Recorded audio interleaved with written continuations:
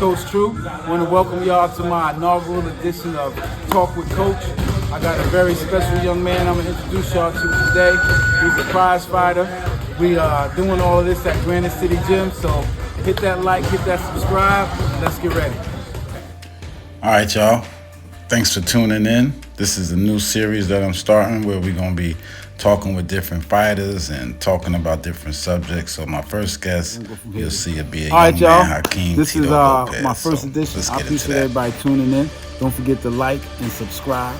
So we got a very special guest today. This is a young man very close to my heart. Pro fighter, established young man, good head on the shoulders. We're going to get into his head a little bit. So, real quick, how you doing, brother? Appreciate you. Thank you so same much. here, man. Thanks so, for having me. just for the people, just tell me people your name a little bit, and just kind of a little quick rundown. Okay. My name is Hakim Tito Lopez.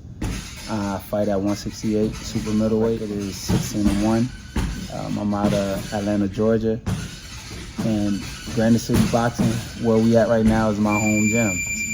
That's right. Now, Granite City Boxing is the home gym. So tell me a little bit about how the gym got started. I know your dad started the gym, and now dad transitioned. He's in a better place, and you and your brothers are now running the gym. So just tell me what that's been. We started it. My dad started the gym in 2013. My dad started the gym in 2013, and then we just was on the road rocking out. And then for all them years until 2020, December 10th, my dad passed. And then after that, man, me and my brothers, we just been taking charge of the gym, running it, keeping it alive, and it's been doing that. All right, man. So how has it been trying to balance your pro career and run the gym and your personal life? Because a lot of times when we see fighters, we only see the guy in the ring or the guy running on the road. But that guy got a whole life. That guy got emotions. That guy got responsibilities, right? So just how has it been for you not having to worry about just yourself in that regard? And now you're kind of responsible for the gym as well as maintaining your career and your personal life. Well, it's easier said than done to just be like I separate all three, but all three is like literally my whole life. Being in the gym, professional boxing, outside of the gym, boxing is my life. You know what I'm saying? Then having the gym, like this my life. You know what I'm saying? Like this is just all I know. Like I never had a job. You know? So balancing all three of them is I try my best not to have them overlay each other, or to just like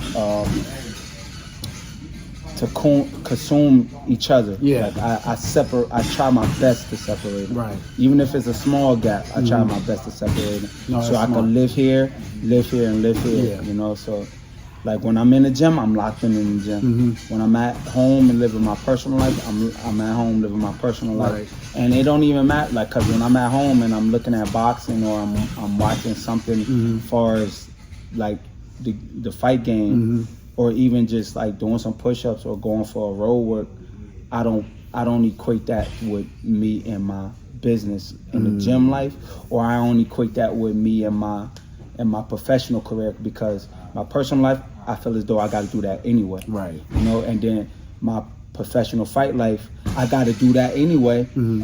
So that's getting done personally, but even in my professional life, when I'm locked into that, I'm doing that still. So that has its own timing. Because with this one, I'm probably looking up somebody. I'm studying somebody to execute something, or I'm putting in road work to make sure I'm getting this done, making sure the weight gets done and everything. And then when I flip over to my professional business side of things, I'm not worrying about like training. I'm not worrying about my house. I'm worrying about if I'm checking off all my list that goes with the gym, and then we go from there. Good. That leads me to my next question, because your dad was known to be one of the fundamentalists. He was somebody that was well respected. He established a culture for the gym. And so how has this part been, as far as running the gym, trying to at least keep things at Dad's standard and then exceed it, because Dad had y'all to train. Yeah. And people like y'all who had a different mindset. You know, the kids, not to say the kids is like soft or anything, but it's a different group of kids, different challenges, right? So how has it been for you trying to keep the standard where it was? Because Granite City got a reputation. For y'all that don't know, Atlanta, Granite City is known for some heavy hitters, big steppers. So very.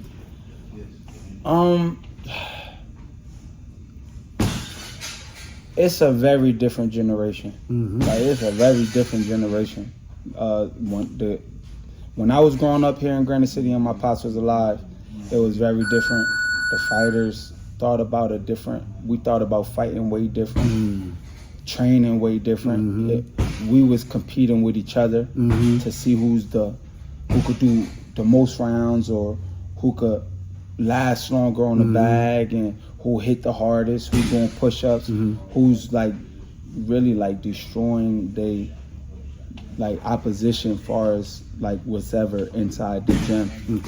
This generation that me and my brothers and my team in the gym have, it's not like that. Right. It's more kids that's like, they love the game. They see YouTubers do it. They see their favorite fighters do it. But this ain't their end goal. Like, their end goal is like school, or they wanna get into like a entrepreneurship on something like clothes, branding. So like, their end result don't be this. Right. Most of them. So it's like we try our best to like have our little meetings and talk about the old Granite City, and I just say like the old Granite City. So like, we talk about putting in those drills that we used to do, and try to target out the ones that really want it, and this is their end goal, and focus differently on them. You know, because everybody not gonna don't want the same out of this. You know, you're right. And we keep the name alive by trying to find the diamonds in the rough, you know. But those be hiding. Yeah, it's not easy. It's not easy. You know what I'm saying? So we hope and pray that is like it stays with the atmosphere of the young fighters trying to really hurt something, because that's the business. It's the hurt game. It's the hurt business. You know what I'm saying? Yeah. So we try to keep it on the lines of try to spot out the ones that really want to pursue the game, and then, you know, keep the regular business the way it is, because at the end of the day, like, that's what pays the bills. Absolutely. And as a coach, I can tell you right now, that's super important, because you're going to have a lot of kids. And the most valuable thing you have is your time. So who you disseminate that time to is very, very important. And you can fall in love with a fighter, and then something happens and that boy no longer in the gym. You don't want to be in, for whatever reason. I've seen that coming up when my dad was alive. So that's very important, trying to balance that. But now we get back to you. So you say you're 6-1. Yes. Okay.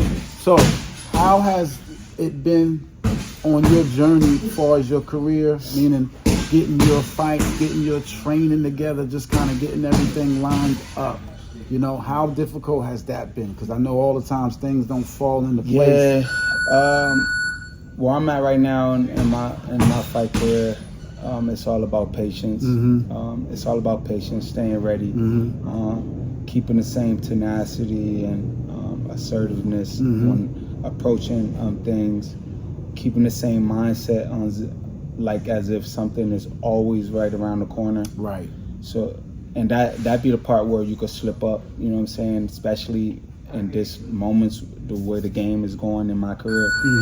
But I'm looking to, I always keep positive mind, you know. I'm looking to do a couple meetings, sit downs, and hopefully by January 2026, I'm having a different signing with the same management team.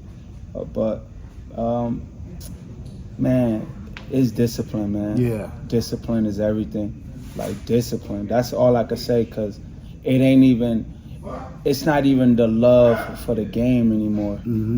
Because I feel as though that, like, that's just what I have. Like, it's my life. Like, I love it so much that I do it. I do it paid, without pay. I do it on my sick days. And so I love it that much and I love every aspect of fighting, you know, and being the hunter. Like I love that, you know. So like it ain't even about that when it comes to the career part. Okay. It's about discipline. Okay. Everything's discipline. All right. Waking up, you won't have nothing coming up next week. I mean, or in a couple next month, but you working as You if still getting see, that's the difference. It could happen Right. next month. So Right. that's all the discipline is: the running, the gym work, the studying, the just staying locked in. Yeah, that's the champion's mindset. Yeah. That's the champion's mindset. Now, real quick, I'm not going to keep too much of your time. You got a lot of stuff to do. So, you got a brother, Najee, that also fights. You know, shout to Najee. Savage. And also, Brian trains here as well. Brian Norman Jr. Yep. We know he Savage. indeed. You see the names, right? Yeah. So, Brian just had a tough fight. Yes. Right? We all anticipated him winning that fight. Yes. He didn't. So, how are your emotions about that? Because I know you and Brian basically grew up together. Yeah, It's a my close brother. friend of yours. Yes, You know, yeah. there was a lot of talk Yeah. around it's a it. lot. You know, people were saying Devin outclassed him and a lot of different things. You know, what would you tell Brian right now if you could talk to him and tell him something? Not, I know that you did. Yeah. But like just without getting too private with your conversation. Yeah. So, all right. So, what I would tell him that I wouldn't mind like everybody knowing is that like just keep going. You know what I'm saying? Keep doing what you're doing. Keep locking in. Lock in better. Cause like what I would tell him, I wouldn't want everybody else to know. Right. But what I would say that everybody who knows him knows, who's seen the fight, he just wasn't himself that night. You know what I'm saying? And there's a lot of stuff that goes into boxing as far as the like getting ready and the day of and fight night. And so it's a lot, and only he can explain that side of his story. You know what I'm saying? But all I would say is like lock in more. You know what I'm saying? Lock in this next time. Lock in crazy. And be ready, Just be more ready. Yeah. And it wasn't his night. You know, it's very true what you said. It's a lot that goes into it. The training is one part, getting to the spot, and then the next most important spot is executing. And so to complete the thing, you have to be able to keep them all combined. Yeah. You know, regardless of what's happening around you. And this was one of the reasons why Floyd is my GOAT, because Floyd has so much going on all the time. And he was beyond wealthy, right? So he had every reason in different times to quit and not even have to deal with hungry guys looking at him as his Super Bowl, but his mindset was always there. So what I was going to ask you is, how do you keep that from happening to you? So like when you get your moment, how do you transition your training to execution in the ring? You start now. Like I start now. So like I'm a visual learner. I listen very well, but I'm also a visual learner. So when I see somebody that this is the way they fell, I dissect that, and then I take what's good and I kind of use it, and then I see where they messed up, and I try to, you know what I'm saying, my best in my way to like go around it. So like for me in a predicament like that, and using it for now, I would just check my boxes a little bit more clearer. Instead of having one paper, I got two. You know what I'm saying? And just dial in like what the advice that I be given, like take it for myself. That's like, it. Dial in, but again, it all starts now. So like that question right there is not for later. That question is a question for now. So like, how do you do such and such? Like, no, start right now. Start right now. That's it. I believe that with everything. I believe that you have to predefine a lot of things like that, and not in the moment, because the moment will bury you alive. It's if not you're about trying that. to figure out who you are in that moment, Yeah. you're in a lot of trouble. You really got to identify that ahead of time. So Yeah. yeah, man. I really appreciate you taking this time, man. The only thing I didn't like was I heard you use hope and hopefully a couple times, you know. I know you don't. Yeah, man, we claim what we want. Either you want that or you not, or you don't rather. And once you say you want it, you start speaking as though you have it. You know what I'm saying? Bad choice of words. Absolutely. I know where my heart at, but bad choice man. of words. Yeah, Bad everything you want, you're going to have, man. So, super proud of you and everything that's coming your way. You got more than just boxing abundance coming to you, though. That's the thing I want to close with. Your growth and the steps you're taking, you're going to be rewarded for it. But the thing you have to remember is you're going to get tested with everything you say you believe in. Everything you're saying that you stand for now, you're going to get tested some kind of way on. You're going to get a chance to either let the grown man win or the little boy win. Either let the discipline win or the comfort win. And you're going to have to be able to stand on what you say. And this is going to be coming in your life. You're going to get challenges from your friends, from the boxing career, from your lady, from the gym, from the clients, right? Different things are going to test you. Because remember, when we ask for patience and strength, you don't wake up strong and patient. You're going to get situations that give you the opportunity to be strong and patient. And that's how you get strong and patient. So that's that, man. But all right, brother. Thanks again, man. I'll see you next time. Appreciate it, man. All right, y'all. That's it, man. Like and subscribe. Hakim Tito Lopez, future super middleweight champion. Don't forget I said it. We're doing a lot of big things, Granite City. Man, my boy, my young boy, Matty Too Cold. Peace.